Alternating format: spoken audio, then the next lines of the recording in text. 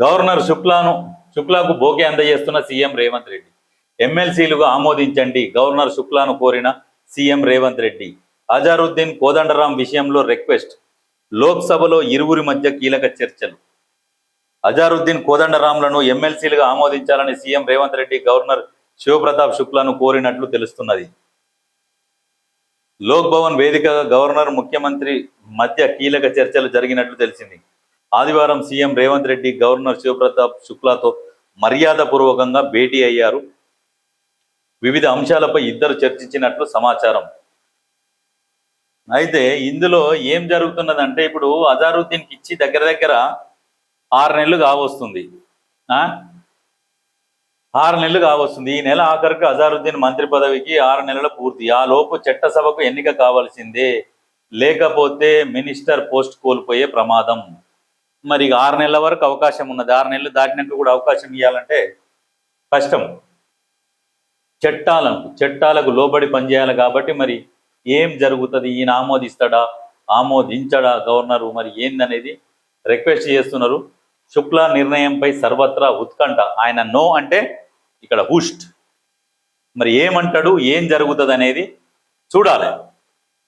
ఇక్కడ చూడు, అన్నదాతలను ఆగం చేయొద్దు, ధాన్యం కొనుగోలు నిర్లక్ష్యం తగదు. మిల్లర్ల నుంచి కాంగ్రెస్ నేతలు డబ్బులు దండుకుంటున్నారు. మిల్లర్ల నుంచి కాంగ్రెస్ నేతలు డబ్బులు దండుకుంటున్న విషయం ఈయనకెట్ట తెలుసు?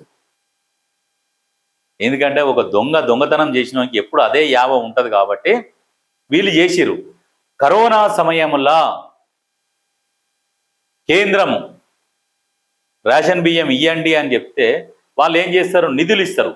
నిధులను మింగి వీళ్ళు ఏం చేశారు? అప్పుడు దొడ్డు బియ్యం కదా, దొడ్డు బియ్యం ఏం చేసిరు? ధనా డబల్ చేసి ఇచ్చారు. డబల్ ఎట్లా వచ్చినాయి? మరి 7 వచ్చినాయి. 70 లక్షల మెట్రిక్ టన్నులు ఎప్పుడు మనం రెగ్యులర్గా మనం తీసుకునేది, మనం ఏది రైతుల నుంచి సేకరించేది. అయితే మళ్ళీ ఒకటేసారి 1,40,000 మెట్రిక్ టన్నులు, 70 లక్షల నుంచి మన 1,40,00,000 డబల్. మరి 7 బండినాయి, 7 వచ్చినాయి. అంతా స్కామ్ అన్నట్టు. ఇవంతా ఈ సేకరించింది మిల్లర్ల దగ్గరికి పోతుంది. మిల్లర్ల కాడ మిగిలినవి, గతంలో మిగిలినవి ఇవి అన్ని కలిపి మళ్ళీ అక్కడ నుంచి ఇటు, ఇక్కడ నుంచి అటు, ఇట్లా తిప్పేది వీళ్ళు. ఇగో అదే ఆలోచన ఈయనకు వస్తుంది అన్నట్టు. ఏం ఆలోచన? అప్పట్లో గతంలో తిన్నది కదా, వీళ్ళు కూడా గిట్లనే తింటుర్రో ఏమో. మిల్లర్లకు డీలర్లకు మధ్యన మంచి సఖ్యత ఉండే గతంలో. దొడ్డు బియ్యం ఎవరు తినకపోతుండే 80% డీలర్ల నుంచి మళ్ళీ అటు పోతుండే. మళ్ళీ అయ్యే బియ్యం బస్తాలు చింపి మళ్ళీ వేరే బస్తాలు వేసి స్టాంపులు ఉంటాయి కదా, స్టాంపులు కనకుండా మళ్ళీ కొత్త గోనె సంచులలో నింపాలి, మళ్ళీ గవర్నమెంట్కి పంపాలి, కొనాలి.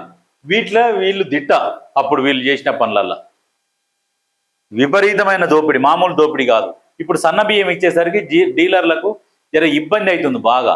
అప్పుడు 80% అయ్యేది, ఇప్పుడు అందరూ దాదాపు తింటున్నారు. ఏదైతే దొంగ రేషన్ కార్డులు ఉన్నాయో కొన్ని, ఆ రేషన్ కార్డుల బియ్యమే ఇప్పుడు మారుతున్నాయి ఒక 20%. ఇగో ఈ దొంగ అన్నట్టు. ఇట్లా వీళ్ళ మామూలు కాదు. ఆ స్కామ్ బయటికి తీయర్రి.